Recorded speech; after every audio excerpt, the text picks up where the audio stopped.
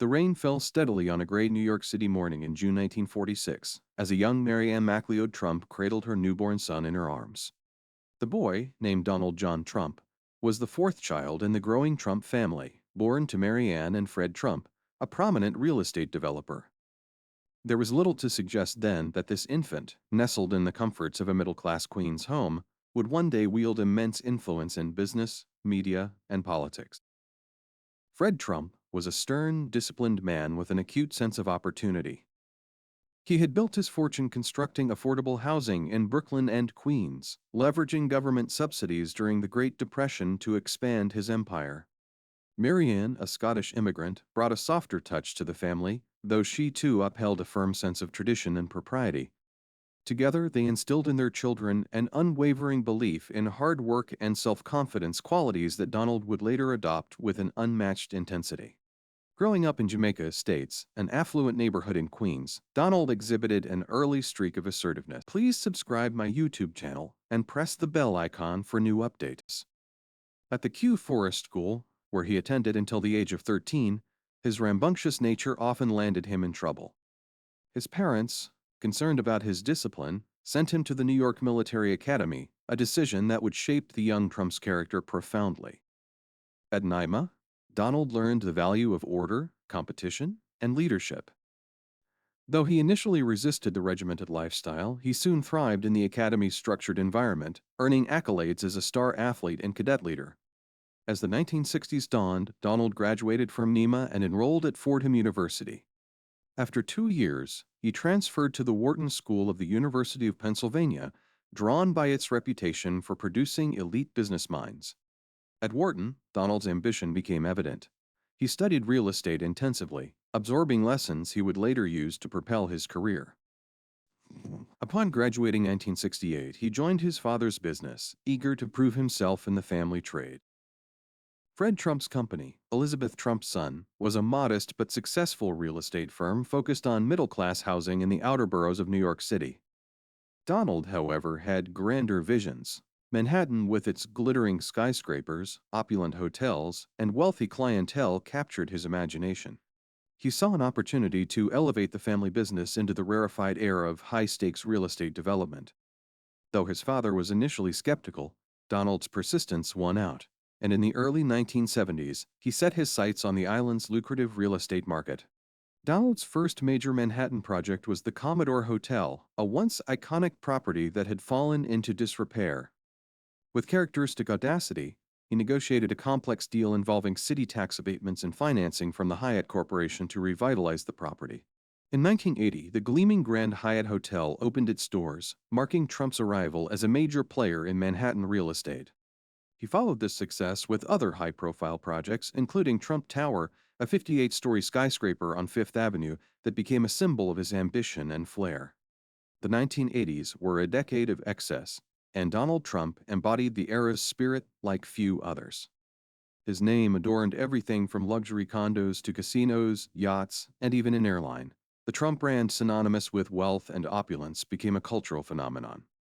Magazines chronicled his every move, and his brash personality made him a fixture on television talk shows. Yet behind the glitz and glamour, Trump's empire was built on a precarious foundation of debt.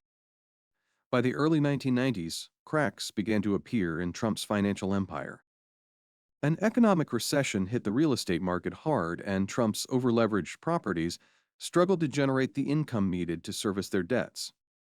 His casinos in Atlantic City, once touted as a cornerstone of his business, became a significant liability.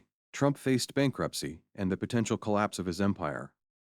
However, through a series of deft negotiations with creditors, he managed to restructure his debts and retain control of his properties. The experience humbled Trump, but also reinforced his belief in his own resilience. He emerged from the crisis with a renewed focus on branding. The Trump name, he realized, was his most valuable asset. In the years that followed, he licensed it to developers worldwide, lending his imprimatur to luxury buildings, golf courses, and even consumer products. This strategy allowed Trump to reap profits without bearing the financial risks of ownership. In the early 2010s, Donald Trump's public persona underwent a transformation. He became the star of The Apprentice, a reality television show that showcased his business acumen and larger-than-life personality. The show's catchphrase, "You're fired," became a cultural touchstone, and Trump's fame soared to new heights. For many viewers, he epitomized the American dream, a self-made billionaire who had weathered adversity to achieve unparalleled success. As the 2010 seconds approached, Trump's attention turned to politics. He had flirted with the idea of running for office before, but it wasn't until 2015 that he announced his candidacy for president. His campaign, centered on the slogan "Make America Great Again," tapped into widespread frustration with the political establishment. Trump's brash rhetoric, often controversial and divisive, resonated with millions of Americans who felt left behind by globalization and cultural change. In November 2016, Donald Trump defied expectations by defeating Hillary Clinton to become the 45th President of the United States. His presidency was marked by bold policies, polarizing rhetoric, and an unorthodox approach to governance. From tax reform to immigration, trade negotiations to judicial appointments, Trump pursued an agenda that energized his supporters and enraged his detractors.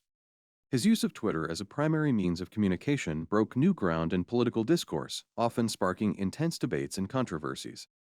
Trump's term in office culminated in a fiercely contested 2020 election. The COVID-19 pandemic, economic upheaval, and widespread social unrest defined the final year of his presidency. Although he lost the election to Joe Biden, Trump's influence on American politics remained undeniable. His claims of election fraud and the events surrounding the January 6 Capitol riot left a lasting imprint on the nation's political landscape. Beyond politics, Donald Trump's legacy is complex and multifaceted. To his supporters, he is a transformative figure who challenged the status quo and championed the interests of everyday Americans. To his critics, he represents a divisive force whose rhetoric and actions exacerbated societal divisions. Yet few can dispute that Trump's life, marked by ambition, controversy, and resilience, has had a profound impact on the United States and the world. Today, Donald Trump remains a towering figure in American life. Whether through his continued involvement in politics, his enduring influence in media, or the enduring legacy of the Trump brand, his story is one of relentless ambition and unyielding determination. As he looks toward the future, Trump's journey serves as a testament to the power of vision, risk-taking, and an unshakable belief in oneself.